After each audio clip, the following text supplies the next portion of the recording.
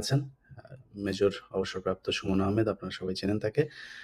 সুমন ভাই উম যুক্তরাষ্ট্রে থাকেন এবং আমাদের ক্যাপ্টেন শাহনাজ, দুজনেই পরিচিত মুখ। উনি লন্ডনে আছেন। যাই হোক, আমাদের সাথে আপনাদের সময়ের একটা তফাৎ আছে। অ্যা যে কারণেই আসলে একটু সমস্যা হয়ে গেল। সবার বাইরে কাজ ছিল। কাজ শেষ করে এসে আপনাদের সাথে বসেছি। আমরা অত্যন্ত দুঃখের সাথে আ আ গভীর শোক প্রকাশ করছি আজকের যে ঘটনা ঘটেছে। আমি আসলে আ উম শাহনাজ আপা উনি বলছিলেন যে, আমরা যদি কিছু ফুটেজ দেখাতে পারতাম। বেশ কিছু ফুটেজ দেখেছি, সেগুলো আসলে সহ্য করার মতো না। তো আমার মনে হয় এই জিনিসগুলো তাদের বাবা-মারা যত দেখবেন ততই তাদের কাছে অ্যা খারাপ লাগবে, কষ্ট পাবেন। তো আমি সেই জিনিসগুলো আর এখানে নতুন করে দেখাতে চাই না। আমরা আলোচনায় যেতে চাই, যেটা আমরা সকাল থেকেই জানার চেষ্টা করছিলাম, বোঝার চেষ্টা করছিলাম আসলে ঘটনাটা কি? শাহনাজ ম্যাডাম, উনার সাথেও আমার কথাও ছিল। তিনি নিজেই বলছিলেন যে, এই পুরো ঘটনাটার সাথে আপনারা জানেন যে তিনার স্বামী একজন স্কোয়াড্রন লিডার ছিলেন এবং তিনি আ অ শহীদ হয়েছেন। ক্যাপ্টেন শাহনাজ তিনি শুরু থেকেই বলে এসেছেন যে, তাকে পরিকল্পিতভাবে হত্যা করা হয়েছে। এবং আজকের এই ঘটনাটার সাথেও আমাদের আ সম্মানিত অতিথি তিনি মনে করছেন অনেক সিমিলারিটিস খুঁজে পাচ্ছেন। আমরা তার কাছে জানবো যে কিভাবে কি হলো? একটা বিমান দুর্ঘটনা দেশে ঘটতেই পারে। কিন্তু যেহেতু আমাদের দেশের প্রতিটি ঘটনার সাথে এখন ভারতীয় গোয়েন্দা এই চক্র আ আ তারা জড়িত থাকতে পারে, থাকার আ আশঙ্কা করা হয়। সো আমাদের কোনো কিছুই সন্দেহের বাইরে রাখা যাবে না। আমি আগেই ১ম এই আপনাদেরকে জানিয়ে রাখি যে, আমাদের কাছে একদম সুনির্দিষ্ট কোনো তথ্য উপাত্ত কোনো কিছু নিয়ে আমাদের এই লাইভটি করা হচ্ছে না। আমরা কিছু প্রশ্ন এখানে করতে চাই, যেগুলো নিয়ে আমরা লাইভের আগেও আলোচনা করছিলাম। সেই প্রশ্নগুলো আমার মনে হয় সরকার যদি গুরুত্ব সহকারে আ বিশ্লেষণ করেন, তদন্ত করে দেখার চেষ্টা করেন, যদি এখানে কোনো ধরনের আ ষড়যন্ত্র থেকে থাকেন, সেটা আমার মনে হয় বেরিয়ে আসবে। শাহনাজ আপা, আপনাদের আ আ যে কথা আপনি বলছিলেন যে, আজকের যে ঘটনাটি ঘটেছে, এখানে কি মনে করেন? আ যদি নাকি দুর্ঘটনা হয়েও থাকে, আমরা এই দিকটাই বোধহয় আগে শুরু করি যে, এত পুরাতন একটি যুদ্ধ বিমান, যেটার আপনি বলছিলেন যে এটার আ মানে অনেক আধুনিক সুযোগ সুবিধা কিছুই নাই। সেরকম একটা যুদ্ধ বিমান, এটা কি আসলেই মানুষকে আ মানে মৃত্যুর মুখে ঠেলে দেওয়ার মতো অবস্থা না?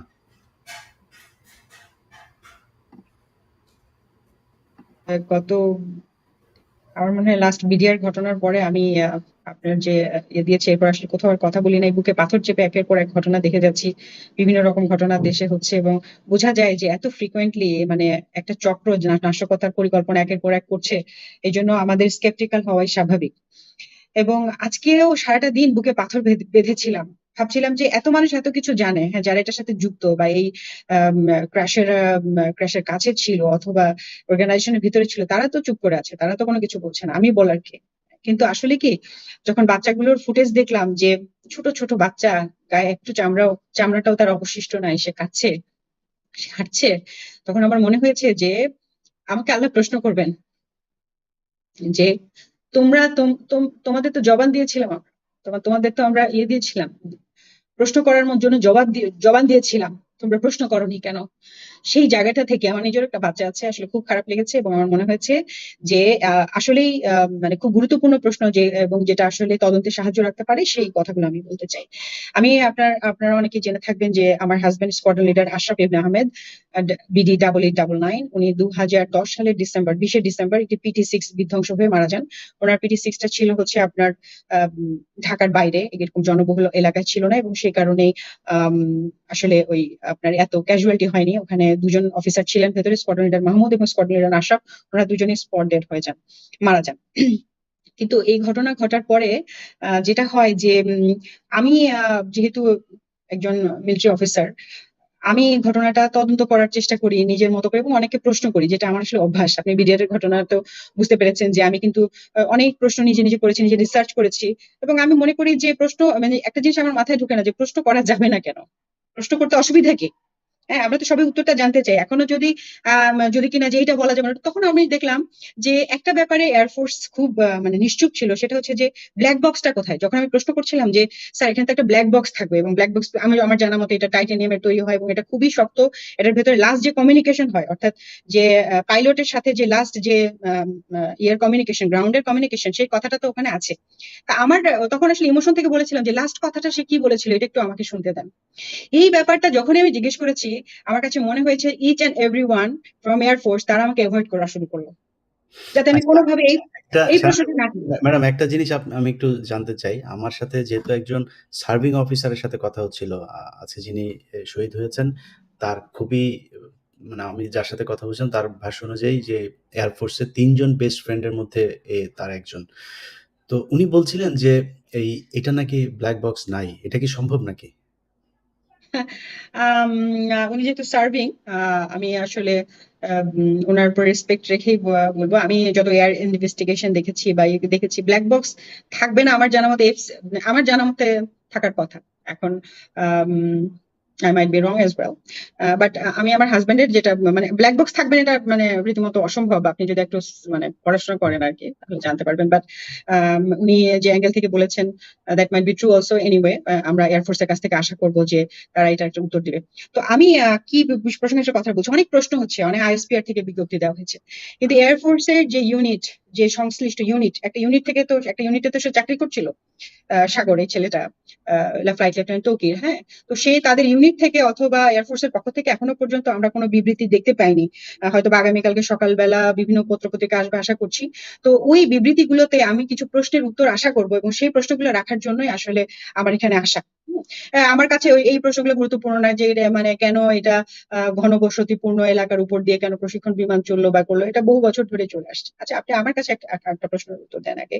সেটা হলো যে বিআরটিএ তে যে এসব যে এত খারাপ খারাপ বাস চলে রাস্তাঘাটে, এগুলো কি কোনো ফিটনেস ছাড়া চলে? চলে না, প্রতি বছর তাদের ফিটনেস নিতে হয়, রাইট?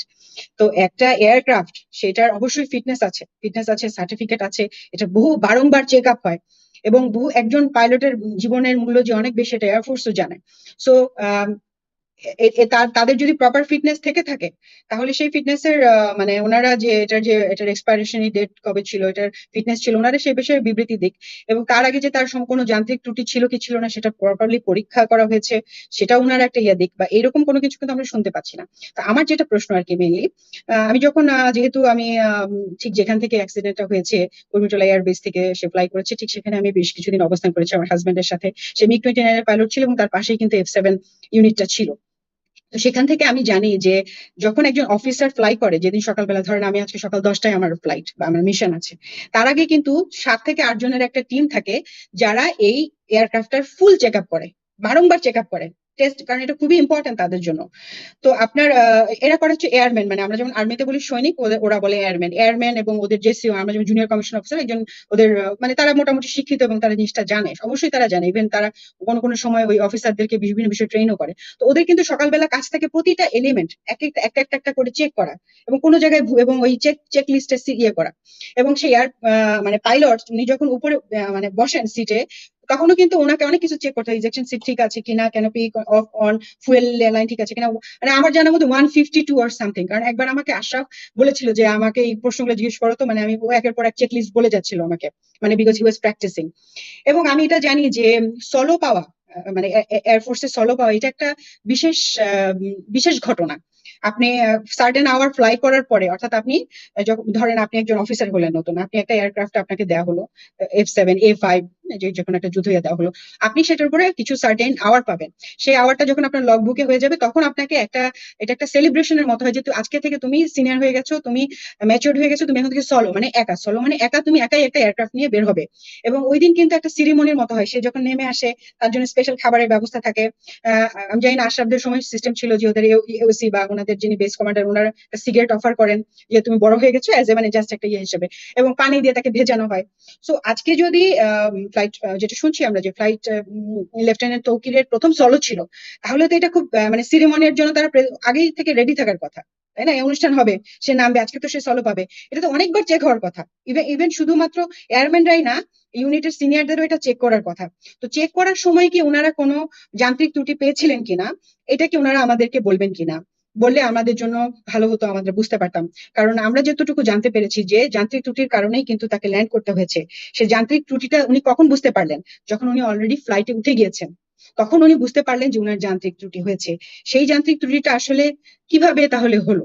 কিভাবে? এটা অনেক রকম কোশ্চেন আসতে পারে, এবং কোশ্চেন গুলো আসলে এখন কেউ করবে না, কিন্তু আমি মনে করি যে কোশ্চেন আমাদের রাখতে হবে।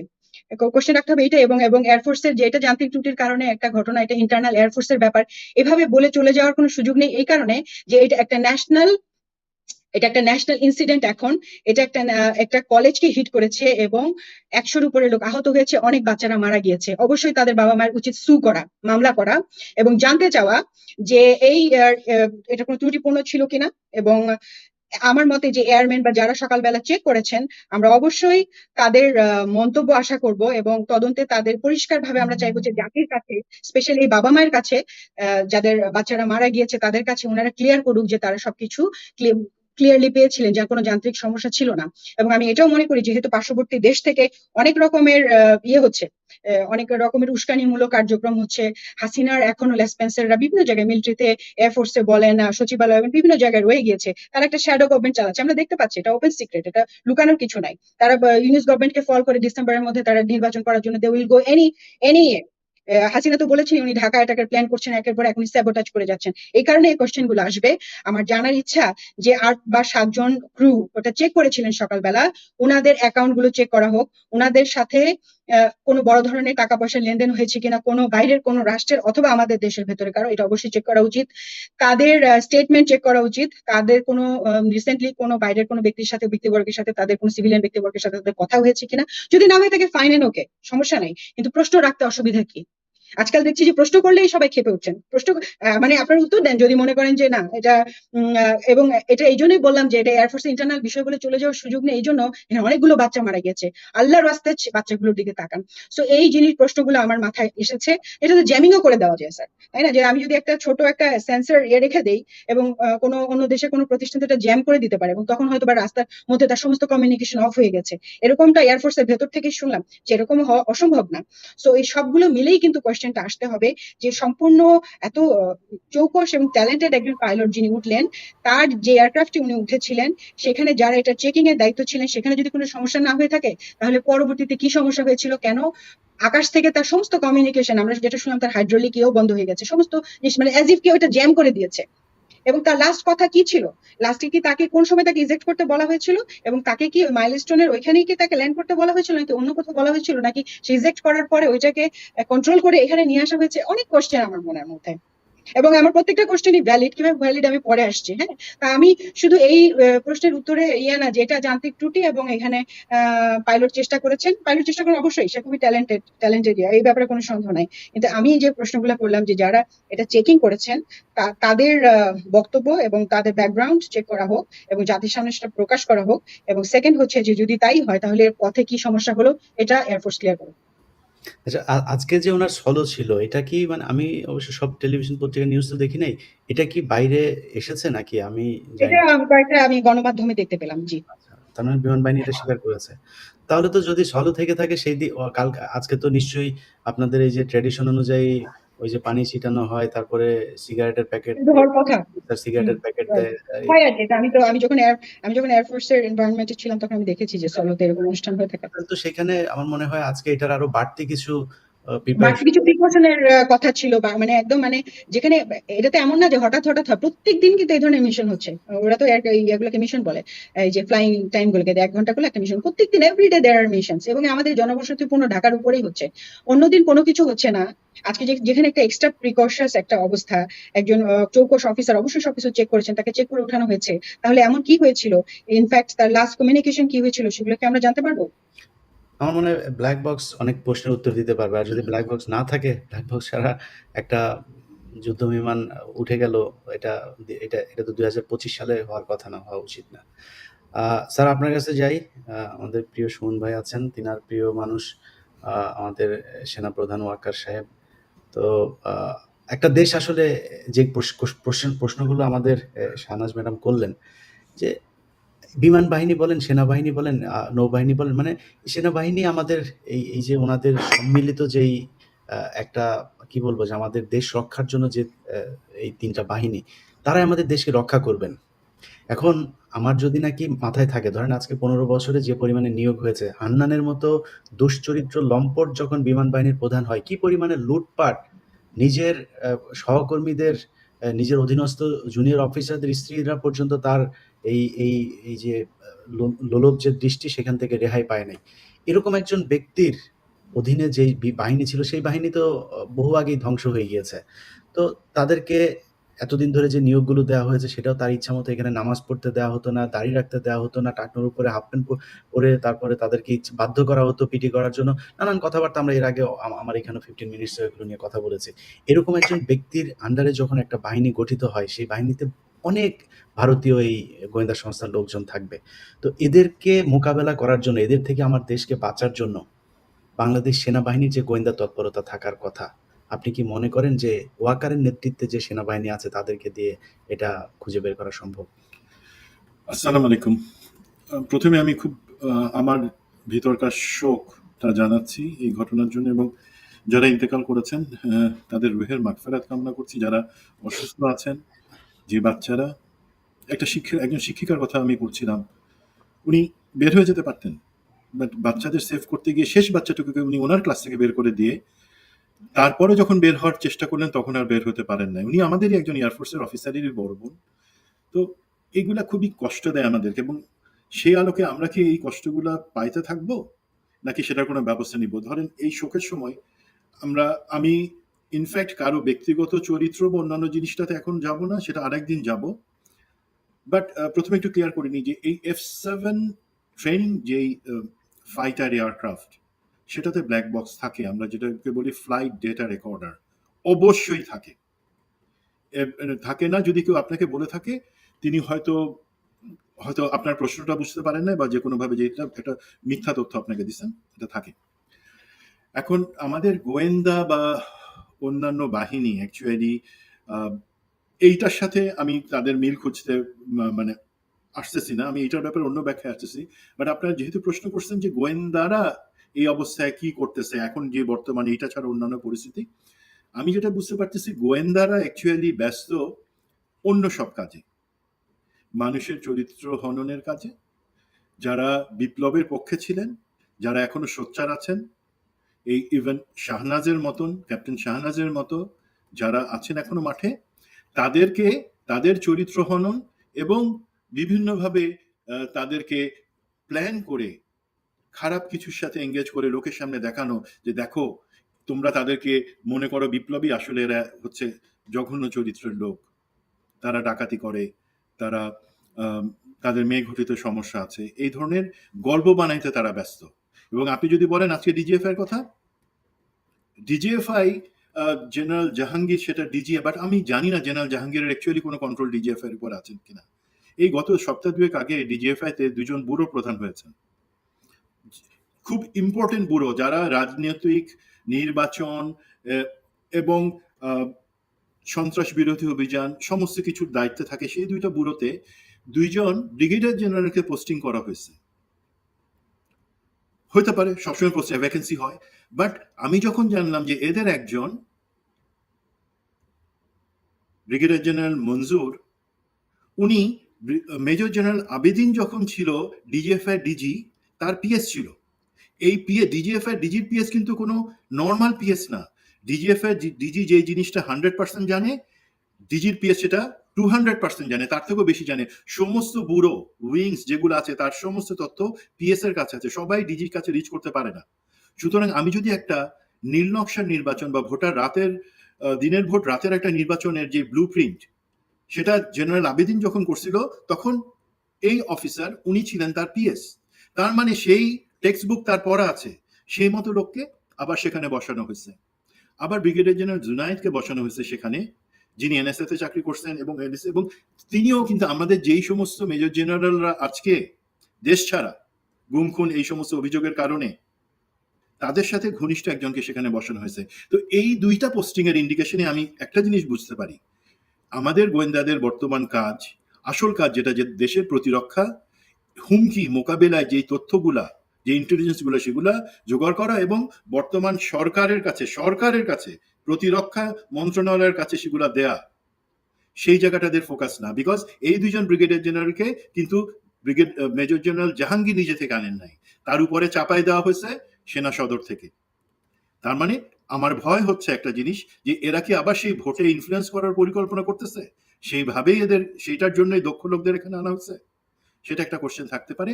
এবং আনফর্চুনেটলি আমি দেখতে পাইতেছি ডিজিএফআই এর রোলটা, যেটা সরকার জবাবদিহিতার আওতায় আনা উচিত, সেই জায়গায় সরকার, প্রফেসর ইউনূস এবং আমাদের নিরাপত্তা উপদেষ্টা উদাসীন। তারা এখন আমাদের এই গোয়েন্দা বাহিনীগুলোকে, এনএসআই, ডিজিএফআই, তাদেরকে জবাবদিহিতা এবং তাদের, আমি জানি না এখন পর্যন্ত কোনো সিচুয়েশন অ্যাসেসমেন্ট উনি বলছেন কেন, ঠিক আছে এই সিচুয়েশনের জন্য আমাকে অ্যাসেস করে দাও, উনি বলেন নাই। ওনাকে বলতে হবে যে তুমি ডিজিএফআই, তুমি এনএসআই, তুমি এসবি, তুমি আমার কাছে দায়বদ্ধ, তুমি আমাকে গোয়েন্দা তথ্য দিবা, অন্য কাউকে পরে দিবা। সেই জায়গাটাতে একটা গ্যাপ রয়ে গেছে। তো সেইটা একটা রং কালচার। এবং দেখেন, হাসিনার সময় কিন্তু বাহিনী প্রধানরা কিছুই জানতো না, ভয় থাকতো ডিজিএফআই, এনএসআই এর ভয় থাকতো যে কখন কোন জিনিস আমারটা বলে দেয়। বাট বিকজ তারা হাসিনার প্রতি মুহূর্ত সেটা শুনতো, শুনে মজা পাইতো। আর এখন প্রধান উপদেষ্টা কিছুই জানতেছেন না, ওনার তো মজা পাওয়ার দরকার নাই যে কে কি কথা বলতেছে সেগুলো শোনার, বাট ওনার তো জানা দরকার, নিরাপত্তা উপদেষ্টারও জানা দরকার যে কোথায় কি হইতেছে, আমাদের সামনে কি বিপদ আছে, বিপদটা হওয়ার পরে কে করলো সেটা না জেনে যে বিপদের সম্ভাবনা কোথায় থাকতে পারে। এখন এইটার সাথে আমি একটু রিলেট করি, আমাদের এখন যেই একটা দুর্ঘটনা, শোকাবহ যেই ঘটনা, সেটা নিয়ে একটু আমি রিলেট করে বলি। ক্যাপ্টেন শাহনাজ যে জিনিসটা বললো সেটা খুবই গুরুত্বপূর্ণ, যে এইখানে কি আমাদের প্রতিবেশী ভারতের ইনভলভমেন্টের কোনো সম্ভাবনা আছে কিনা। প্রথম জিনিস আমরা আসি যে যদি এটা একটা দুর্ঘটনা হয়ে থাকে, দুর্ঘটনার ক্ষেত্রে হইতে পারে দুর্ঘটনা, এবং এই মিগ বা এই F7 F6 এগুলাই কিন্তু ইতিহাসে সব থেকে বেশি দুর্ঘটনায় পড়ছে। এখন দুর্ঘটনায় পড়বে না কেন বলেন তো? আপনি আজকে থেকে 14 বছর আগে যে এই প্রশিক্ষণ বিমানকে সব দেশ তাদের ইনভেন্টরি থেকে অবসলেট করে দিছে, বাতিল করে সরাই দিছে, সেটাকে আপনি আজকে চালাইতেছেন। কেন চালাইতেছেন? বিকজ এই বিমানগুলা কেনা হয়েছে দুর্নীতি করার জন্য। এই পতিতা হাসিনা সরকার টাকা বানানোর জন্য। একটা ধারণা দিই, ধরেন যদি 4,000 কোটি টাকা ডিফেন্স বাজেট এয়ারফোর্সের জন্য বরাদ্দ থাকে, যেটা হয়েছে গত 15 বছর, আমি বলি 4,000 টাকা দিয়ে বলা হয়েছে যে তুমি আধুনিকীকরণ, আমরা তো আধুনিকীকরণের দূরের কথা, আমরা চালু রাখার জায়গায় তো অনেক পিছিয়ে আছি, যে সেই 4,000 কোটি টাকা বাজেট দেওয়া হয়েছে, এবং জিনিস যতটুকু কেনা হবে সেটা কেনা হবে ধরেন আসলে 1,000 কোটি টাকা। এখন ওভার ইনভয়েসিং করে বাকি 3,000 কোটি টাকা পাঠায় দেওয়া হয়েছে এই রেহানার কাছে তারেক সিদ্দিকীর মাধ্যমে, এবং এগুলো হয়েছে ওপেন কন্ট্রাক্টে। গভর্নমেন্ট টু গভর্নমেন্ট কন্ট্রাক্ট হলে এই দুর্নীতির সুযোগ থাকতো না, বাট এইভাবেই হয়েছে। আমি জনগণ হিসাবে, আমি সচেতন নাগরিক হিসেবে প্রশ্ন রাখছি যে কেন আমাদের বিমান বাহিনীকে এত বাজেট বরাদ্দ দেওয়া হবে? রাখতে পারি, অনেকে রাখছেন, বাট ভাই এই বাজেট তো দেওয়া হয়েছে বিমান বাহিনীর উন্নয়নের জন্য না, আমাদেরকে সুপ্রশিক্ষিত করার জন্য না, করা হয়েছে ওদের টাকা লুটপাটের জন্য। এই একই জিনিস হয়েছে আর্মিতে। মেজর জেনারেল মতিন কিছুদিন, বছর খানেক আগে একবার চেষ্টা করছিলেন বিপ্লবের পরে ওনার ভয়েস রেজ করার জন্য। উনি সেলফ প্রোপেলড গান কেনার দুর্নীতির সাথে জড়িত, যেই টাকার 70% সরাসরি রেহানার কাছে চলে গেছে। জানেন সেই সেলফ প্রোপেলড গান মানে গুলি ভরে সেইটাকে, এটা আর্টিলারি গান, সেটা গুলি ভরে ব্যবহার করা যায় না। একবার চেষ্টা করা হয়েছিল, আমাদের 4 জন সৈনিক নিহত হয়েছেন সেখানে, সেটা ফায়ার করতে গিয়ে ইন্ডিয়া থেকে আনা হয়েছিল। এখনো সেইভাবে আমরা বলি ডিফেন্স বাজেট যেটা আছে সেটা যুক্তিযুক্ত, বাট সমস্যা কোথায়? আমাদের ডিফেন্স বাজেট যদি 10,000 কোটি টাকা হয়, তার মধ্যে মাত্র 2,000 কোটি টাকার জিনিস সত্যিকার অর্থে কেনা হয়, বাকি 8,000 কোটি টাকা বা 80% জিনিস রাজনৈতিক নেতারা চেটে পুঁতে যে শুধু তা খান তা না, ওনারা সেটা খান। একই সাথে আমাদের এই যে ইফতেখার, এবং এখানে এতগুলো শিশু মারা গেল, আমাদের এখানে এই পর্যন্ত যত ধরনের এই প্রশিক্ষণ বিমান দুর্ঘটনা হয়েছে, সেগুলার প্রত্যেকটা রক্তের দায় তাদের হাতে। তারা সরকারকে তুষ্ট রাখবার জন্য, খুনি হাসিনাকে তুষ্ট রাখবার জন্য এই পারচেজ বা ডিফেন্স পারচেজের নামে এগুলা করে আসছেন। তো এই জায়গায় তার মানে দুর্ঘটনা যদি হয়, কারণ আমরা রদ্দি মাল ব্যবহার করতেছিলাম, লোহা লক্কর হয়ে যাওয়া পুরনো জিনিস ব্যবহার করতেছিলাম। কেন আমরা সেটা ব্যবহার করতেছিলাম? That is a question. আপনি একজন সুপ্রশিক্ষিত, মনে রাখবেন বাংলাদেশের যেই পাইলট, তাদের ইতিহাস আপনি জানেন, প্যালেস্টাইনের যুদ্ধে, পাকিস্তান ভারত যুদ্ধে সব থেকে কৃতিত্বের দাবিদার আমাদের পাইলটরাই, বাংলাদেশি পাইলট। বাংলাদেশি পাইলটদের মান অনেক উঁচুতে, বাট সেই সুপ্রশিক্ষিত পাইলটদেরকে আপনি চড়াইতেছেন কিসে? যেই প্লেন কোনো মতে উঠতে পারে। তারপরে ফিটনেস ইন্সপেকশন, যে জিনিসগুলোর প্রশ্ন ক্যাপ্টেন শাহনাজ রাখছে সেগুলো, কারণ তার আগে পর্যন্ত সে তার ট্রেনারের সাথে ফ্লাই করছে, তখন সব ঠিক ছিল। হঠাৎ করে সে যখন ফ্লাই করলো তখন টোটাল ফেলিয়ার। শাহনাজ যেটা বলতে চাইছে সেটা হচ্ছে, ধরেন প্লেনটা উঠতেছে আকাশে, হঠাৎ করে দেখা গেল সেই প্লেনের টোটাল পাওয়ার ফেলিয়ার হয়ে গেছে, ইঞ্জিন বন্ধ হয়ে গেছে। এখন ইঞ্জিন বন্ধ হয়ে গেলে হাইড্রোলিক যদি কাজ করে, আপনি সেখানে গ্লাইড করে অন্তত সেফ জায়গায় যেখানে ক্ষয়ক্ষতি কম হবে সেখানে প্লেনটাকে ক্র্যাশ ল্যান্ড করাতে পারেন। হাইড্রোলিক কাজ করতেছে না, প্লেনের কমিউনিকেশন কাজ করতেছে না, নেভিগেশন সব জিরো। তার মানে সেই পাইলট তো ইচ্ছা থাকলেও যে প্লেনটাকে সে অন্য কোনো দিকে সরাই নিবে, একটা ঘন বসতি বাদে অন্য কোথাও ফেলবে, তার উপায় তার ছিল না। শেষ মুহূর্ত পর্যন্ত সে চেষ্টা করছে। আরো আগে তার ইজেক্ট করার কথা ছিল, ইজেক্ট করে নাই। শেষ মুহূর্ত পর্যন্ত সে চেষ্টা করছে যদি আমি কন্ট্রোল ফেরত পাই নাই, বিকজ সেটাকে টোটাল জ্যাম হয়ে গেছিল। এই জায়গায় আমি আসি, ভারত সংশ্লিষ্টটা সম্ভাবনা এখনো তদন্ত হবে, তদন্ত চলতেছে, এক্ষেত্রে আমি কিছু বলবো না। বাট একটা জিনিস, আপনারা সবাই রিসেন্ট ভারত পাকিস্তান যুদ্ধের কথা জানেন। 5টা রাফাল ফেলে দিল পাকিস্তান, চাইনিজ যে প্ল্যাটফর্ম টেকনোলজি সেটা ব্যবহার করে। সেখানে কিন্তু এই জিনিসটা হয়েছিল যে ভারতের রাফাল সে কিন্তু পাকিস্তানের সীমানার ভিতরে ঢুকতে পারে নাই। তার 400 কিলোমিটার দূরে থাকতেই পাকিস্তান সেগুলোকে ইলেকট্রনিক জ্যামিং করে পাখির মতন ফেলে দিছে। তার মানে সেইখান থেকে আমরা জানতে পারি যে আজকের দিনে আপনার কোনো, যেটাকে আগে ডগ ফাইট বলা হয়, আকাশী যুদ্ধ অথবা স্ক্র্যাম্বলিং বলা হয়, সেই জিনিসগুলো দরকার হয় না। আপনি ভারতে বসে সুইচ টিপে আমাদের প্লেনকে ধ্বংস করে দিতে পারেন। সেই ক্যাপাসিটি ভারত করছে, সেটা আমি বলতেছি না, বাট সেটা সম্ভাবনা আছে, সেই জিনিসটা আমি বলছি। কারণ এই ধরনের টোটাল ফেলিয়ার কেন হবে? তার মাত্র 15 মিনিট আগেই তো ফাইনাল ইন্সপেকশন 8 জন মিলে করছে, যাদের হাতে সেই অফিসার তার জীবনটা দিয়ে রাখছে যে ভাই তোমরা ইন্সপেকশন করে বলো ঠিক আছে আমি উঠতেছি, আমার সোলো ফ্লাইট সেটা। সেখানে এটা হলো। তো এই জায়গাগুলোতে গোয়েন্দা তথ্য বা গোয়েন্দা তথ্যের ব্যর্থতা, সেটা আমরা অবশ্যই প্রশ্ন রাখবো। এখন একটা এক্সাম্পল দিই, গোয়েন্দা তথ্য ব্যর্থতা কেন বলবো? ইচ্ছা করে তো আমরা ব্যর্থ। এই যে কর্নেল মুস্তাফিজের কয়েকটা পোস্ট আপনি কয়েকদিন আগে দেখলেন, যেটা আমি মুস্তাফিজের সাথে আলাপ করতেছিলাম কিছুদিন আগে, তারপর মুস্তাফিজ পোস্ট দিল, বাংলাদেশের military institute of science and technology, সেখানে তো 4 জন ভারতের অফিসার যারা অ্যারোনটিক্যাল ইঞ্জিনিয়ারিং পড়ায়, এই বিমান উড়ানোর এটা পড়ায়, তারা সেখানে এখন পর্যন্ত আছে। আমি সেনা সদরকে জিজ্ঞাসা করলাম, সেনা সদর বললো হ্যাঁ আমরা চেষ্টা করতেছি তাদেরকে কি করা যায়। 1 বছর হয়ে গেল বিপ্লবের, তারা এত বছর ধরে এখানে আছে, ভারতীয় অফিসার, তারা আমাদের এখানে এবং তারা অ্যারোনটিক্যাল ইঞ্জিনিয়ার কোয়ালিফাইড ভারতীয় এয়ারফোর্সের অফিসার, তারা যে এখানে বসে আর কোনো ঘুটু পাকাইতেছে না, সেটা আপনারা বুঝতে পারতেছেন? আপনাদের চিন্তা নেই কোনো কিছু? আপনাদেরকে এতবার বলবার পর আপনারা সেই কথা শুনতেছেন না? সো দিস ইজ সামথিং আমরা জেনে বুঝে কিন্তু এই ইন্ডিয়ার চরদেরকে, ভারতের একটা দেশপ্রেমিক ভারতীয় সেনা, সে কি করবে? সে কি আমাদের স্বার্থ দেখবে নাকি ভারতের স্বার্থ দেখবে? তাদের মধ্যে একজন যদি কোনোভাবে একটা সেন্সার, কারণ এমআইএসটির অ্যারোনটিক্যাল ইঞ্জিনিয়ারিং এ যারা পড়াইতেছে তাদের কিন্তু অ্যাক্সেস আছে, তাদের সুযোগ আছে আমাদের যে কোনো ইনস্টিটিউশনে যাওয়ার জন্য, আমাদের ট্রেনিং ফ্যাসিলিটিতে যাওয়ার জন্য। একটা ছোট্ট, একটা মাছির থেকেও ছোট্ট একটা সেন্সর যদি কোথাও আমাদের প্রতিটা এয়ারক্রাফটে লাগায় দেয়, যেগুলো চিটাগাংয়ে আছে, কক্সবাজারে আছে, ঢাকাতে আছে, সেই জায়গায় আপনি তখন পাখির মতো সেগুলোকে আকাশ থেকে ফেলে দিতে পারবেন। সেটা তো জাস্ট একটা কাগজের প্লেন হয়ে যাবে, কোনো কন্ট্রোল থাকবে না। তো আমি মনে করি এটা প্রশ্ন না, যে সন্দেহ না, আমাকে তারা বলুক, আমাদের গোয়েন্দা কর্তৃপক্ষ, আমাদের সেনা কর্তৃপক্ষ, আমাদের সরকার বলুক, কেন এখন পর্যন্ত জেনে বুঝে তারা ভারতীয় সামরিক বাহিনীর অফিসারদেরকে আমাদের প্রশিক্ষণ ইনস্টিটিউশন গুলাতে রাখতেছে? That is a big question. তো সেই কোশ্চেনটার অ্যান্সার আমি আশা করব এর বাদে যে জিনিসটা থাকতে পারে সেটা হচ্ছে যে, ধরেন একটা স্যাবোটাজের কথা লোকে বলতে পারে, বাট স্যাবোটাজের জিনিসের জায়গাতে আমি অতটা, কারণ আমাদের বিমান বাহিনী বা সৈনিক, আর্মি, যে কোনো সশস্ত্র বাহিনীর সদস্যরা এই ধরনের 1000 টাকার বিনিময়ে হয়তো করবে না, বাট তারপরও কি আমরা জানি না যখন র্যাবে আমাদের সেনাবাহিনী, বিমান বাহিনী, নেভির অফিসারদের পাঠানো হতো, তাদের অনেকেই তো টাকার কাছে বিক্রি হয়ে গেছে। তারা তো শপথ নিয়ে, আমরা তো কসম কাটি আল্লাহর নামে যে আমি বাংলাদেশের জনগণ এবং সংবিধানকে সমুন্নত রাখবার জন্য আমার জীবন দিব, যেটা এই অফিসার করছে। শেষ পর্যন্ত সে চেষ্টা করছে যাতে বাঁচাইতে পারে নাই।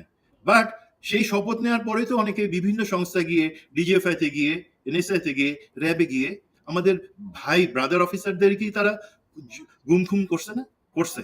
সুতরাং আমি স্যাবোটাজের সম্ভাবনাটা উড়াই দিব না, বাট এটা অবশ্যই তদন্তে আসতে হবে। আমি বলতেছি না যে তদন্তে না আসলে বলবো ভুল তদন্ত, না।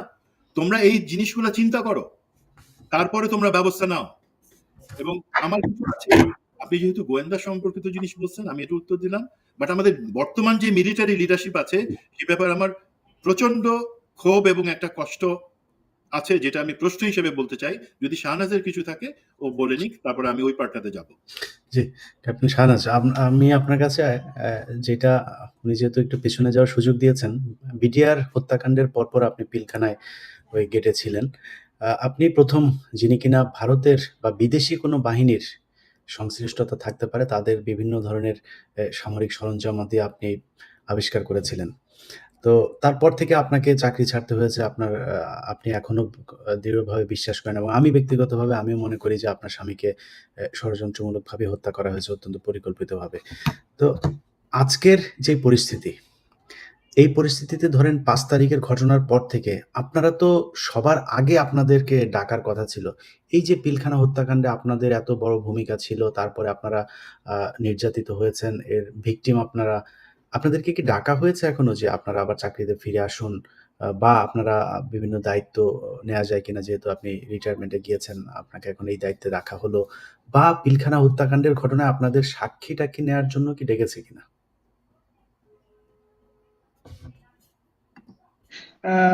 এটা যে রেগুলারলি মনে হয় মাত্র আনমিউটেড হলো, সাক্ষী নেওয়ার জন্য ডাকা হয়েছে বিডিআর যে কমিশন। এবং আমি খুব আনন্দিত যে আমার মনে আছে যে আমি 20 অগস্ট বা এরকম, মানে জাস্ট অগস্টের পরপরই কনসোলার ভাইয়ের প্রোগ্রামে এসে বলেছিলাম যে এগুলো আমার প্রশ্ন, জাস্ট আমার আমার আমার প্রশ্ন। এবং তারপরে আমার প্রশ্ন রাখার পরে আরো অনেকে প্রশ্ন করেছেন, তারপরে কিন্তু তদন্ত কমিশন গঠিত হয়েছে। এবং তারপরে আরো এখন এটা নিয়ে, এবং এখন কিন্তু অনেক কিছু বের হয়ে আসছে। প্রশ্ন করতে হয়, যে জন্য আমরা আজকে আবার প্রশ্ন করছি, যে প্রশ্ন করতে হয়। এবং মানে এখন আর সেই যুগ নাই যে আপনি বলবেন যে এটা আমাদের ইন্টারনাল ব্যাপার। কিছু আপনার ইন্টারনাল ব্যাপার না, এই 12-16 কোটি মানুষের পয়সা দিয়ে এই প্লেন কেনা হয়েছে, আপনার অস্ত্র কেনা হয়েছে, আপনার বুলেট কেনা হয়েছে, সবকিছুই জনগণের ব্যাপার, কোনো কিছু ইন্টারনাল না। আজকে এদের বাচ্চাদের মেরে ফেলেছেন, এদেরকে পুড়িয়ে ফেলেছেন, এটা আপনার ইন্টারনাল ব্যাপার নাই? অন্য কোনো দেশ হলে এতদিনে সু করে দিত, একদম সু করে দিত, এদের বাবা মা এসে প্রতিষ্ঠানের নামে সু করে দিত যে ইউ অ্যান্সার মে, যে তোমাদের হোয়াট ওয়েন্ট রং। বাংলাদেশি মানুষজন খুব নাইভ, খুব ভালো, কথায় কথায় মামলা ইয়ে করেন। আর আর্মি শুনলে মনে করে যে 10 খুন মাফ, কোনো খুন মাফ নাই। এদের প্রত্যেকের 1 টাকা 1 টাকা করে জমি আপনারা এসব এয়ারক্রাফট কিনেন, এগুলা লোপাট করেন, এগুলো হাজার হাজার কোটি টাকা দূরে দূরে। আপনারা কেন এরকম একটা সবসময় একটা সুপিরিয়র কমপ্লেক্স নিয়ে বসে থাকেন যে আমরা মিলিটারি, আমরা এয়ারফোর্স, আমরা কারোর কাছে উত্তর দিতে বাধ্য না? আপনারা বাধ্য, 100 ভাগ বাধ্য, এবং আপনাদের বলা উচিত। এবং যেভাবে এই যে বিভিন্ন টেলিফোনের কনভারসেশন বিভিন্ন জায়গায় প্রকাশ করা হয়েছে, আপনারা ব্ল্যাক বক্সে লাস্ট কি কমিউনিকেশন করা আছে, আমি চ্যালেঞ্জ দিয়ে বলতে পারি এটা তারা কখনো প্রকাশ করবে না। লাস্ট এই তৌকিরের সাথে গ্রাউন্ডের কি কথা হয়েছিল? সে কি পরামর্শ চেয়েছিল যে স্যার আমি কি এখন ইজেকশন করবো, করার কথা যেহেতু সে সলো? অথবা ওনারা কোন পয়েন্টে তাকে ইজেকশন করতে বলেছে, এবং কোথায় সে তাকে ল্যান্ড করার জন্য তারা পরামর্শ দিয়েছে? কেউ না কেউ কথা বলেছে, সেটা যদি ওনাদের সাহস থেকে প্রকাশ করুক।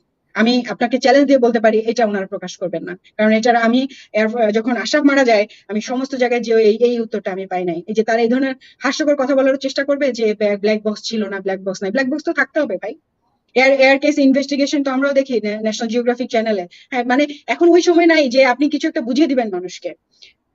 সবার কাছেই কিছু না কিছু পড়াশোনার ম্যাটেরিয়াল আছে, সবার ব্রেইন আছে, সবাই বিভিন্ন বিষয়ে অনেক এক্সপার্ট। গ্রামের মানুষজন তো কত কিছু বোঝে, কাজে একপাক্ষিক ভাবে কথা বলার আসলে কোনো সুযোগ নেই। সো বিডিআর ঘটনার পরে হ্যাঁ, সাক্ষীর জন্য আমাদেরকে ডাকা হয়েছিল, এবং আমি প্রপারলি সাক্ষী দিয়েছি। এবং আমি আশা করছি যে এটা সুন্দরভাবে হবে। জাতির সামনে রিভিল হবে, তো বলেছেন গভর্নমেন্ট যেটা রিভিল হবে, কিন্তু রিটায়ার্ড কোনো অফিসারদেরকে এখন পর্যন্ত আমার জানা মতে কাউকে কোনো ফেসিলিটিস বা অথবা কাজে ফেরত দেওয়া, ইউনিফর্ম ফেরত দেওয়া বা বিভিন্ন যেভাবে অ্যাপ্লিকেশন করেছে তাদেরকে এরকম কোনো কিছু করা হয়নি। আমাকে সেনাবাহিনী থেকে একটা বোর্ডে ডাকা হয়েছিল, যেখানে আমার অ্যাপ্লিকেশনটা, যেখানে যখন ওনারা অফিসিয়ালি বললেন যে তোমরা তোমাদের অ্যাপ্লিকেশন গুলো দাও, আমরা অ্যাপ্লিকেশন দিয়েছি, এবং আমাকে ডাকা হয়েছিল। সে ডাকা পর্যন্ত সেখানে গিয়েও আমি আমার কথা বলে এসেছি, কিন্তু এটার কোনো ডিসপোজাল বা উত্তর আমাদেরকে দেওয়া হয়নি যে আমাদেরকে কোনো মানে কোন ধরনের ফেসিলিটি অথবা কোনো কাজে আমাদেরকে ওনারা নিয়োগ করতে চান কিনা, এই ধরনের কোনো বিবৃতি বা কোনো কিছু আমরা আর্মি থেকে পাইনি। সো আসলে আমি কিছু পেয়েছি কি পাইনি, আমি আসলে এগুলো বলার জন্য আসি না। কিছু এরা দিচ্ছে না, 15 বছর ধরে দিচ্ছে না, এখন যারা লেসপেন্সার আছে তারা আমাকে দিবে এমন আশাও আমি করি না। হ্যাঁ, আমাকে আল্লাহ খাওয়াচ্ছেন, কোনো সমস্যা নাই। আমি কেন কথা বলতে এসেছি আজকে? আমার হাজবেন্ড মারা গেছে, ওই দুঃখ থেকে কথা বলতে এসেছি না। আমার খুব কষ্ট লাগছে যে এই যে পাবনা, আমার হাজবেন্ডও পাবনা ক্যাডেট কলেজের ছিল, এই ছেলেটাও ক্যাডেট কলেজের। তো খুব দেখে এসে একটা প্রিফেক্ট ছিল, একটা ক্রস বেল্ট হোল্ডার, কি স্মার্ট, কি নিষ্পাপ তার চেহারা। আমার বুক ফেটে গিয়েছে যে মানে এই ছেলেগুলোই কেন এরকম তানজিমের মতো ছিল, ওদের মতো ছেলেগুলো যেগুলো কিনা ভালো, ওইগুলাকেই দেখেন যে টার্গেট। আমার কাছে এরকম মনে হচ্ছে। হ্যাঁ, মানে ও যদি বেঁচে থাকতো তাহলে আমরা জানতে পারতাম যে কি হয়েছিল বা কখন হয়েছে। ও তো বেঁচে নেই, ওকে তো আমরা, এটা যেমন আমার কষ্ট লাগছে, আবার এই যে বাচ্চাগুলো পুড়ে কান্না করে, ছোট ছোট বাচ্চা, ভাই 6 বছরের বাচ্চা, 7 বছরের বাচ্চা। আজকে আমাদের দেশে কালচার শুরু হয়েছে ভালো মানুষের কালচার, না যে ভালো মানুষ হতে হবে, দেশে ভালো করার জন্য কালচার করতে হবে, কোরআন কোট করার কালচার এসেছে। আল্লাহ কোরআনে কোট করেছেন যে আল্লাহ আপনাকে নরকে আবার নতুন করে লাহম দিবেন, গোশত দিবেন, আপনাকে নতুন করে চামড়া দিবেন, আবার আপনাকে পোড়াবেন। এই যে আজকে যে আগুনে বাচ্চাগুলো পুড়ে গেল, যদি কেউ সাথে সংশ্লিষ্ট থাকেন, আমি তাদের উদ্দেশ্যে বলতে চাচ্ছি, আপনার এই চামড়া আল্লাহ আবার গজাবেন, এবং এই দুনিয়ার থেকে 1000 গুণে বেশি সেই আগুনের উত্তপ্ততা, ভয়াবহতা, জাহান্নামের ভয়াবহতা। প্লিজ এটাকে ভয় করুন, প্লিজ আল্লাহকে ভয় করুন, প্লিজ প্লিজ। এই ছোট ছোট বাচ্চাদের এই ফুটেজ গুলা একবার একটু দেখুন। যদি আপনাদের কোনো মনে করেন কোনো গাফিলতি আছে, সংশ্লিষ্ট কোনো একটা কথা যদি আপনারা তদন্তে এসে বলেন, মানুষকে বলেন, যা আমাদেরকে হেল্প করবে, জাতিকে সাহায্য করবে, সার্বভৌমত্বকে সাহায্য করবে, আল্লাহর ওয়াস্তে কথা বলুন। আপনারা চুপ করে আছেন, আমরা তো তেমন কিছু জানি না, আমাদের আন্দাজ থেকে, প্রশ্ন থেকে, আমাদের ইমোশন থেকে আমরা কথা বলছি, অথচ আপনারা জেনে বুঝে চুপ করে আছেন। শত শত মানুষ আমি বলতে পারি, আপনারা ভয়ে একটা রিয়েক্ট দিচ্ছেন, একটা পোস্ট দিচ্ছেন না। আমরা দেখতে পাচ্ছি কোনো একটা ইয়ের মধ্যে, কোনো মিলিটারির বা ইয়ের মধ্যে, মানে যারা সার্ভিং আছেন তারা মানে খুব গা বাঁচিয়ে লিখছেন। কেন ভাই এত কিসের ভয়? কেন এত ভয়? এতদিন পরে কিসের ভয়? এবং আমি লাস্ট একটা কথা বলবো স্যারের কাছে যাওয়ার আগে, আপনারা যারা ডিজিএফ এনএসআই যে স্যারা বললেন যে আমরা বিভিন্ন সময় মনে হচ্ছে যেন আপনাদের সংশ্লিষ্টতা ছাড়া তো এই স্যাবোটাজ গুলো সম্ভব না, এক এক পর এক একটা ঘটনা আপনারা তো আগে থেকে ফোনে সব শুনতে পান, তাহলে এত বড় বড় ঘটনা হয়ে যাচ্ছে, ভিডিও হয়ে যাচ্ছে, ম্যাসিভ আকারে মিডিয়াতে চলে আসছে। আগে তো হাসিনার আমলে তো মিডিয়া খুব হাইলি কন্ট্রোল ছিল, মিডিয়া কন্ট্রোল রুমই ছিল ডিজিএফ এর ভিতরে। এখন তো আমরা দেখতে পাচ্ছি যে যেটা সামনে আনা দরকার সেভাবে হচ্ছে। আপনারা যে কাজগুলো করছেন, আপনারা যদি এটাই করবেন তাহলে আপনারা হাসিনাকে যেতে দিলেন কেন? রেখে দিতেন ওনাকে। উনি যখন চলে গিয়েছে এবং যেতে বাধ্য হয়েছে, ইউ চেঞ্জ ইউর সাইড নাও। উনি আপনাদেরকে বাঁচাতে পারবেন, আই গ্যারান্টি ইউ। আপনারা ভাবছেন যে হ্যাঁ একটা বছর পরে হোক না ইলেকশন, বিএনপি আসুক বা ইয়ে আসুক, আমাদেরকে তারা সেফ দিবে, এরকম কথা হয়েছে, আমরা পরবর্তীতে আওয়ামী লীগকে আবার বিএনপির নামে এরকম করে নিয়ে আসবে। এটা যদি আপনারা ভেবে থাকেন, বোকার স্বর্গে বাস করছেন। Please change your side right now. এই বাচ্চাগুলির দিকে তাকান, এতগুলো মানুষ মারা যাচ্ছে, এতগুলো ঘটনা আসছে, ধর্ষণের ঘটনা হচ্ছে, এগুলো আপনারা প্লিজ একটু দেখেন এবং আল্লাহর কথা একবার ভাবেন। Fear Allah, fear Allah at this point, and আল্লাহর ওয়াস্তে আপনাদের সাইড চেঞ্জ করেন, দেশের পক্ষে আসেন। আমাদের দেশের সার্বভৌমত্বকে রক্ষা করা আপনাদের কাজ, অন্য দেশের পক্ষে এই দেশের মানুষকে মেরে ফেলা আপনার কাজ না। ধন্যবাদ। মেজর সুমন। জি, আমি একটু 2-3টা জিনিস আমার দিক থেকে বলতে চাই। প্রথম জিনিস হচ্ছে, আমি একটু আগে যেটা বললাম যে আমাদের প্রতিরক্ষা বাজেট, যেক্ষেত্রে আমরা সবাই জানি বর্তমানে যে সরকার, অন্তর্বর্তী সরকার, তারা নিশ্চয়ই অতটুকু জানতে পারছে যে ডিফেন্স বাজেটে হাজার হাজার কোটি টাকা বরাদ্দ করে সেটা আসলে লুটপাট করে নিয়ে যাওয়া হয়েছে। আমাদের প্রতিরক্ষা বাহিনী, বিশেষ করে বিমান বাহিনীর যে সক্ষমতা, সেটাকে সম্পূর্ণ ধ্বংস করে দেওয়া হয়েছে। কার স্বার্থে? ভারতের স্বার্থে। এবং বলা হয়েছে যে হাসিনার কাছে যখন বলা হলো শেষবারে যে আমাদের তো একদম কিছু নাই, এটা পাবলিকলি আমি ডিটেলসে যাব না, কারণ আমাদের শত্রু, আমরা কতটা দুর্বল সেটা শত্রুকে দেখানোর কোনো দরকার নাই।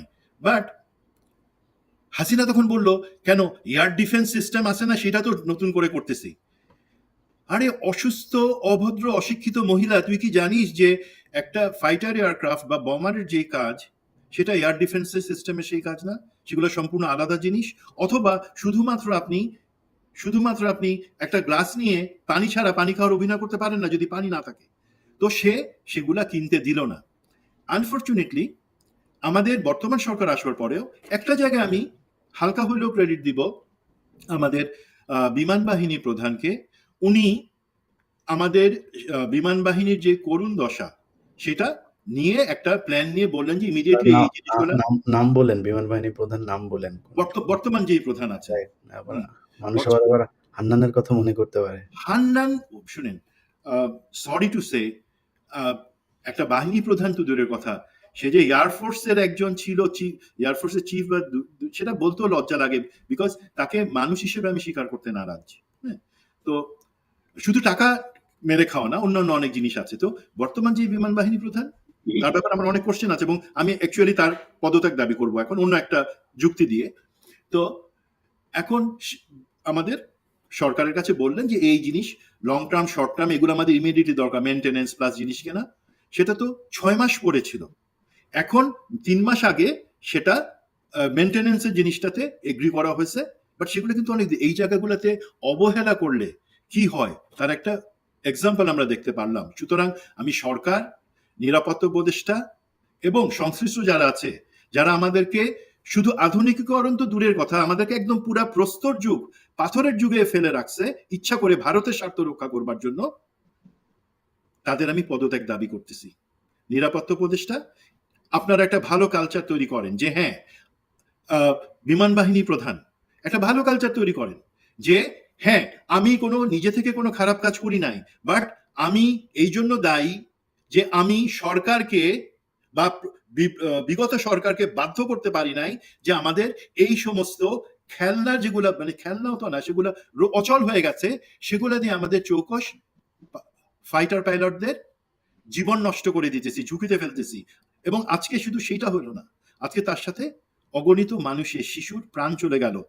সেই নৈতিক দিক থেকে আপনারা বলবেন যে আপনাদের কথা শুনে নেয়, আপনারা হাসিনারে বলছিলেন হাসিনা টাকা কামাইতে, রেহানা টাকা কামাইতে ব্যস্ত ছিল।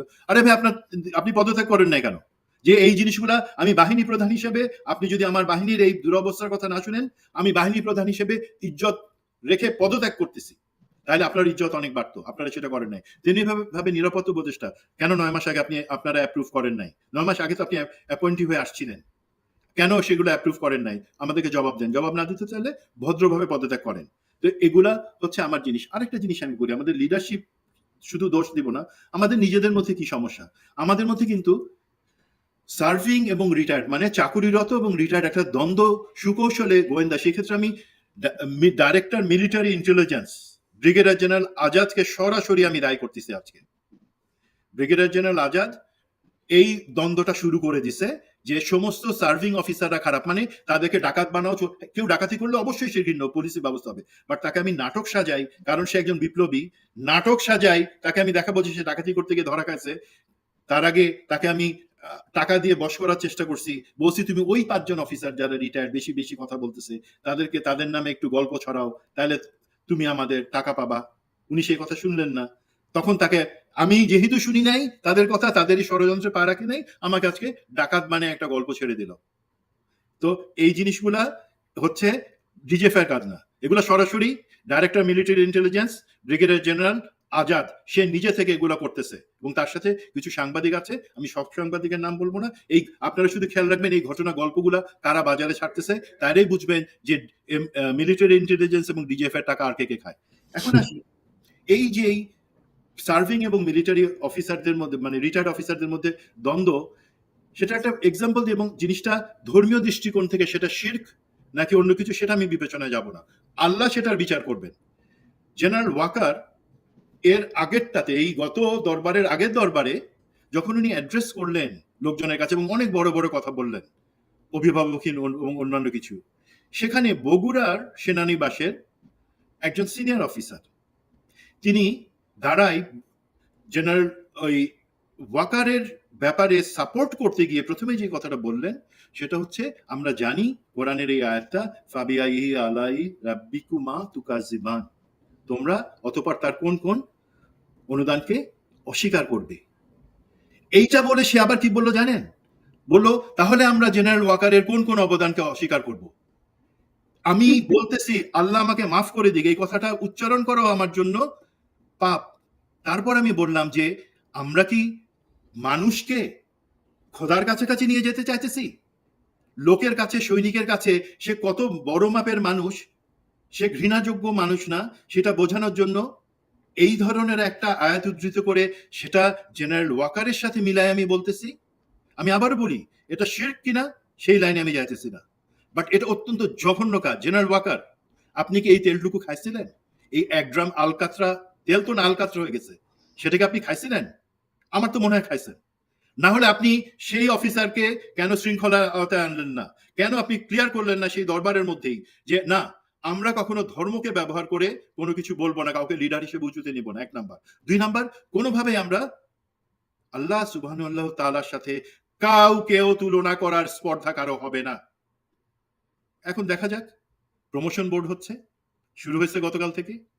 এই ধরনের অফিসাররাই তো প্রমোশন পাওয়ার জন্য এই ধরনের অসভ্য কাজ করে, এবং তারা আবার একই সাথে সেই দরবারে বলে যে আমাদের সেনাবাহিনীর গৌরব এবং ঐতিহ্যকে নষ্ট করার জন্য কিছু রিটায়ার্ড অফিসার কাজ করতেছে। আরে ভাই, রিটায়ার্ড অফিসারের কি ঢাল আছে, তলোয়ার আছে? আমরা শুধুমাত্র তোমাদের বড় ভাই হিসাবে, তোমাদের সাথী হিসেবে তোমাদের সাথে একসাথে চাকরি করছিলাম, তোমাদের গ্র্যান্ড ফাদারের সাথে একসময় চাকরি করছিলাম, সেই জন্য তোমাদের ভুলটা সংশোধন করে দিয়ে চাই যে তোমরা সঠিক পথে থাকো। তোমাদের মতো তো আমরা ভাই গুম খুন করতে পারি নাই। তোমরা তো কিছুদিন আগে একজন মেজর জেনারেলের একটা বক্তব্য শুনতেছিলাম, উনি ছিলেন এনডিসিতে সিনিয়র ডাইরেক্টিং স্টাফ। তো জেনারেল হাকিম, নামই বলে দিই, সে এখন অ্যাডজুটেন্ট জেনারেল, সেনা সদরে অ্যাডজুটেন্ট, খুব বড় একটা পদ। সে কিভাবে সেখানে আসলো? উনি একটা সেমিনারে বলতেছেন যে গুমখুন সেনাবাহিনী কোনো অফিসার করেন নাই, তারা র্যাবে যখন গেছে বা অন্যান্য জায়গায় গেছে তখন করছে। বাট মানে এক সেনাবাহিনী থেকে একজনকে র্যাবে পাঠাই দিয়ে সাথে সাথে সেখানে একটা প্রোটোটাইপ বানাই দিয়ে ক্লোন করে সেইটা কাজ করছে, আর আসল অফিসার কোনো কাজ করে নাই। আমি র্যাবে গেছি, আমার বিবেক কি নাই? আপনারা জানেন আমি 6 মাসের মাথায় চলে আসছিলাম, বিকজ রেজানুরের সেই গুম খুনের কালচারের সাথে আমি সেখানে আমার টুপি খুলে দিয়ে আমি চলে আসছি যে জি না, আমি এই জন্য আসি নাই। তারপর তো আমাকে ফাঁসাইলো, দেশ ছাড়া করলো, ইটস ওকে। বাট সেই অফিসার কিভাবে দাবি করে যে কোনো গুম খুনের সাথে কেউ জড়িত ছিল না? আরে ভাই, জড়িত ছিল, আমরা তো বলি সবাই জড়িত ছিল না।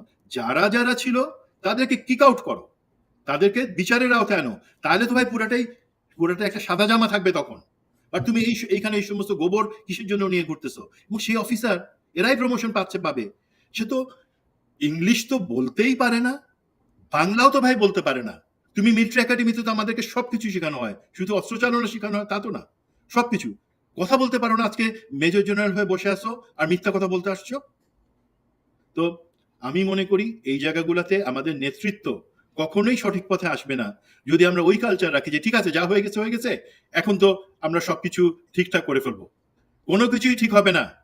আজকে যদি আমরা স্পষ্ট করে বলি, আমরা কি কেউ সেনা কর্তৃপক্ষ বা এয়ারফোর্স, এই যে আমি বললাম এয়ার চিফের কথা, উনি কি একবারও বলছেন যে হাসিনাকে উনি যে পালায় প্ল্যান করে নিয়ে গেলেন, ওনারা 3 দিন ধরে প্ল্যান করে তারা হাসিনাকে তার শ্বশুর বাড়িতে সসম্মানে নিয়ে আসলো, সমস্ত নিয়ম কানুন ভঙ্গ করে। সেটার জন্য কখনো পাবলিকলি ক্লিয়ার করছেন? করেন নাই। সেনাপ্রধান কি একবারের জন্য বলছেন জেনারেল ওয়াকার? তাকে আমি জিজ্ঞাসা করছেন যে স্যার, এই বিপ্লবে আপনার এত অবদান, 3 তারিখ থেকে আপনি কেন সেই বিপ্লবের একজন কন্ট্রিবিউটর হিসেবে নিজেকে দাবি করেন না? উনি বললেন যে না, আমরা তো কখনো বলি না যে আমরা বিপ্লব করছি, আমরা বিপ্লবের বিরুদ্ধে ছিলাম না, আমরা একটা স্ট্যাটাস কো রাখতে চাইছিলাম সংবিধানকে সমুন্নত রাখবার জন্য। No sir, that is not a position. আপনি আজকে এখানে আছেন, আপনাকে স্বীকার করতে হবে দেশে একটা বিপ্লব হয়েছে এবং খুনি হাসিনা এবং তার সাথে যারা ছিল তারা পাপী, তাদের বিচার করতে হবে। সেটাই সেই পরিষ্কার অবস্থানে আপনাকে আসতে হবে। সেখানে আপনি গোয়েন্দাদের ব্যবহার করে লোকের চরিত্র হনন, সেই ব্যবসা বন্ধ করেন স্যার, প্লিজ। সেটার জন্য তো তাদের কচুক্ষেতে একটা বিশাল বাহিনী আছে, কচুক্ষেতীদের দিয়ে তারা অনেক কাজ টাজ করায়, সেটা সফলভাবেই তিনি করে যাচ্ছেন ওয়াকার এখন পর্যন্ত। বাট ওয়াকারকে মাথায় রাখতে হবে সেই দিন আর এখন নাই। তার সেনাবাহিনীর ভেতরেই ক্যান্টনমেন্টে হাসান নাসির সহ যাদেরকে তিনি এখন মানুষের সামনে বেইজ্জতি করার চেষ্টা করে যাচ্ছেন, তাদের পাশে আমরা আছি। যাই হোক, প্রিয় দর্শক, আমরা 2টা বিষয় নিয়ে আজকে আলোচনা করেছি। যে একটা বিষয় হচ্ছে এইটার সাথে কোনো স্যাবোটাইজের কোনো ঘটনা ছিল কিনা একটা বিষয়, আরেকটা বিষয় যদি দুর্ঘটনাও এটা হয়ে থাকে তাহলে আমাদের দেশের আমি মনে করি যে মাঝে মধ্যে যেটা ক্যাপ্টেন শাহনাজ বললেন, ক্যাপ্টেন শাহনাজের ওনার স্বামী তিনি যখন আশরাফ ভাই যখন মারা যান ওই সময় এটা নিয়ে এত আলোচনা হয় নাই। এটা আলোচনা না হওয়ার কারণ হচ্ছে সেটা কোনো সিভিলিয়ান কোনো জায়গায় এটা হয় না, এটা একটা ফাঁকা জায়গার মধ্যে ক্র্যাশ হয়েছিল। এখন একজন মারা গেল সেটাও তো জীবন এবং একজন পাইলট যেটা বললেন আজকে যে আজকে তার সলো ছিল। একটা সলোতে আসতে গেলে একজন পাইলটের পেছনে দেশের ৫০ কোটি ১০০ কোটি টাকা পর্যন্ত খরচ হয়। যদি নাকি আমি ধরি আ ম্যাডাম এটা প্রতি মিনিটে আপনাদের একেকটা কত মিশনে আমি যতটুকু জানি, একেকটা মিশনে অর্থাৎ ১ ঘন্টা যদি সে ফ্লাই করে, ওদের বিমানের ফুয়েল তো খুবই এক্সপেন্সিভ। হুম, অলমোস্ট 10 লাখ টাকা খরচ হয়। ১০ তাহলে লাখ কেউ যদি 100 মানে ধরেন তার লগবুক এসেছে যে সে যদি 100 আওয়ার্স ফ্লাই করে থাকে, তারপরে তার পেছনে কোটি, কোটি টাকা গভর্নমেন্ট খরচ করেছে না? প্রায় এবং তাকে ১৭ কোটি সে টাকার ট্রেন করেছে। জি। সেই তো মানুষটাও এই যে মারা গেল, আমার এয়ারক্রাফটও চলে গেল। জি, সবচেয়ে আমি বড় যেটা কথা বলতে যে আমার চাচ্ছিলাম, আমাকে একটু বলার সুযোগ দেন। আমরা কি চাচ্ছি? আমরা যে প্রশ্নগুলো করেছি, দুর্ঘটনা হলে ভালো, ওটা ক্লিয়ার করেন। যেটা দুর্ঘটনা এই কারণে দুর্ঘটনা, there is nothing in the black box, এইটা মানে ক্লিয়ার করেন। হ্যাঁ, কিছু পাওয়া যায় নাই। আর যদি এটা দুর্ঘটনা কিনা না হয় এবং অন্য কারো সংশ্লিষ্টতা পাওয়া যে প্রশ্নগুলো আমরা তুলেছি সেটাও ক্লিয়ার করেন। এবং এটা ক্লিয়ার ভাবে শোনার রাইট সবার আছে এই কারণে, কারণ এটা শুধুমাত্র ক্যান্টনমেন্টের ভেতরে ঘটে নাই। এটা একটা কলেজকে হিট করেছে, 100 এর উপরে অলমোস্ট ছাড়িয়ে গেছে আহত, এবং 20-র উপরে আমরা শুনলাম যে মারা গিয়েছে। এটা কিন্তু খুব সিভিয়ার কেস। সারা পৃথিবীতে এটা নিয়ে আলোচনা হচ্ছে। আপনারা এখনো যদি মনে করে থাকেন যে এটা নিয়ে কাউকে আমার কিছু বলার দরকার নাই, উই আর দ্য এলিট। আমাদের হ্যাঁ, আজকের এই আলোচনার সবচাইতে বড় কারণ আপনাদেরকে একটু জানিয়ে রাখি। সেটা হচ্ছে 'প্রথম আলো' আজকে ঘটনার পরপরই তিনারা সংবাদ করেছেন বিশাল বড় করে যে এটা হচ্ছে গিয়ে আপনার আ এই হচ্ছে তাদের শিরোনাম। সো উম আ সেটাই, বিক্ষিপ্ত ঘটনা, সেটাই। দুঃখজনক ইলিয়াস কারণ ভাই, আমাকে যান্ত্রিক ত্রুটি। একটা তদন্তের একটা আগে মিনিট, একটা কথা আসলে না বললেই না পারছি না। মানে কিছু, কিছু জিনিস মানে আপনার মানে আমি ধরে নিলাম মানে দুর্ঘটনা, ধরে নিলাম এটা নিছক দুর্ঘটনা। কিন্তু এতগুলা জিনিস আসলে একের পর এক ঘটছে, এবং দেখেন কিছুদিন আগে মানে পাকিস্তান এবং ভারত তাদের শক্তি প্রদর্শন করলো থ্রু এয়ারফোর্স, তাই না? মানে যেখানে খুব বিশ্রীভাবে ভারত হেরে গেল। এখন মনে হচ্ছে যে তারা কিছু কি তাদের শক্তি প্রদর্শনের জন্য এরকম একটা কাজ করলো কিনা, জ্যামিং করে দেখালো কিনা, কাউকে কোনো মেসেজ দিতে চাইলো কিনা, এইসব প্রশ্ন তো আসতেই পারে। হ্যাঁ, যেহেতু এটা খুব রিসেন্ট ঘটনা, এবং তাদের কিন্তু একটা এয়ারলাইন, কমার্শিয়াল এয়ারলাইনও ক্র্যাশ করেছে, সেটা নিয়ে অনেক কোয়েশ্চেন উঠছে। আমি আমাদের এই ধরনের ডিসকাশনের উদ্দেশ্য কি, যাতে ভবিষ্যতে সবাই সাবধান হয়। ভবিষ্যতে এয়ারফোর্সের এয়ারক্রাফট গুলো নিয়ে আরো বেশি সচেতন হওয়া দরকার, এবং also commercial next is coming commercial aircraft, Bangladesh বিমান যে ইন্টারন্যাশনাল গুলো হয়তো ওরা তো সাহস পাবে না, তাদেরও চেক করা উচিত, রিচেক করা উচিত, অনেক বেশি প্রিকশন নেওয়া উচিত। আমাদের এই কথাগুলো যদি এই কশন গুলা নিতে সাহায্য করে, তাহলে এটা হেল্প করবে। এবং ভবিষ্যৎ যে স্যাবোটেজ গুলো এই যে একের পর এক হচ্ছে, আমরা তো মিল খুঁজে পাচ্ছি। আরেকটা কথা মনে পড়লো যে আশরাফ একদিন, আমার মনে আছে 2009 তো আমি চাকরি ছাড়লাম 2009-এর জুলাইতে, 2009-এর জানুয়ারি থেকে আপনার মার্চ এপ্রিল, এখনো যদি ব্যাকডেটে এয়ারফোর্স খোঁজে নেয় তাহলে জানতে পারবে, একদিন আশরাফ সন্ধ্যা 8টার সময় একটা কল পেলো তার এয়ারবেস থেকে। সে খুব মানে বিরক্ত হলো যে ওই সময় আসলে মানে যে কাজে তাকে ডাকা হয়েছে ওই কাজটা তার করার কথা না। সে একদম ড্রেস পরে, তাদের যে ড্রেস থাকে ওই ড্রেস পরে সে গেল এবং আসলো। সে এসে বললো যে মানে এমন একটা জিনিস আমাকে করতে হলো, আসলে খুব মানে খারাপ লাগলো। কি করতে হলো? ও তখন MiG-29 এর পাইলট ছিল।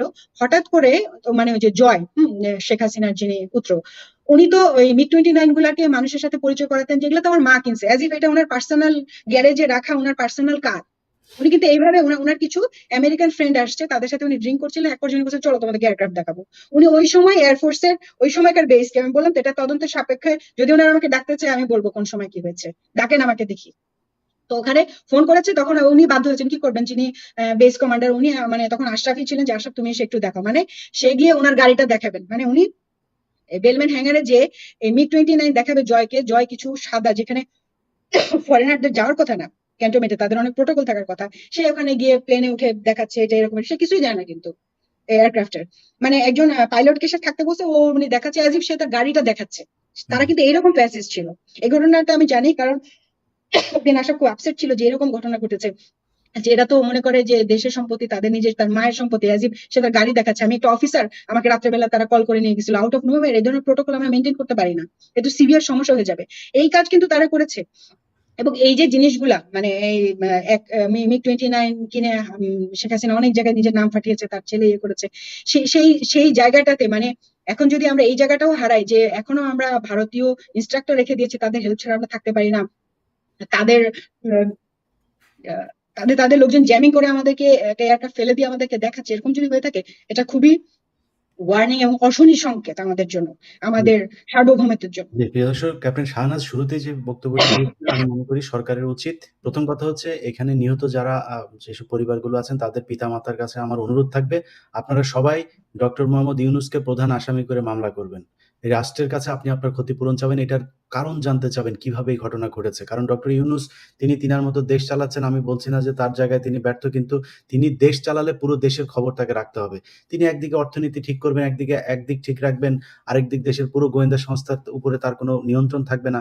এইভাবে একটা দেশ চলতে পারে না। সো তাকে জবাব দিতে হবে যে এটা কিভাবে হয়েছে, কেন হয়েছে, এটার পরবর্তীতে আর যে এই ধরনের ঘটনা ঘটবে না।